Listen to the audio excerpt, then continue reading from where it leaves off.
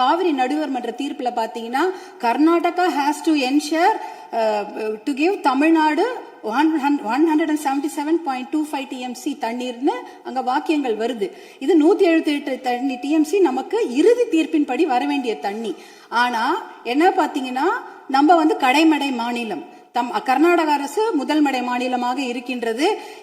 Supreme court உச்சநீதிமன்ற தீர்ப்பின்படி கடைமடை மாநிலத்தின் அனுமதி இல்லாமல் எந்த ஒரு கட்டுமான பணியும் எந்த ஆற்றுப்படுகையிலும் கட்டக்கூடாது, குறிப்பாக காவிரி நதி நீர் மேல கட்டக்கூடாது. ஆனா 4 டேம் இருக்கு. 1931 கிருஷ்ணராஜசாகர் டேம் இருக்கு.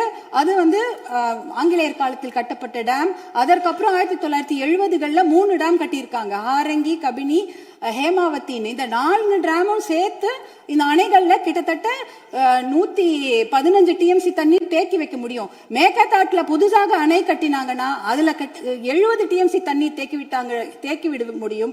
அப்படி பார்த்தீங்கன்னா கொள்ளளவு 185 டிஎம்சி தண்ணீரை கர்நாடக அரசு தேக்கி வைத்து விட முடியும். நமக்கு வர வேண்டிய 177 டிஎம்சில ஒரு சொட்டு நீர் கூட தமிழ்நாட்டுக்கு வர முடியாது. அப்படி என்றால் டெல்டா மாவட்டம் பாலைவனமாகிவிடும். குடிநீருக்கு மிகப்பெரிய பிரச்சனை ஏற்பட்டுவிடும். ஏன்னா 5.5 கோடி மக்கள் அந்த காவிரி தண்ணியை தான் நம்பி இருக்கிறாங்க.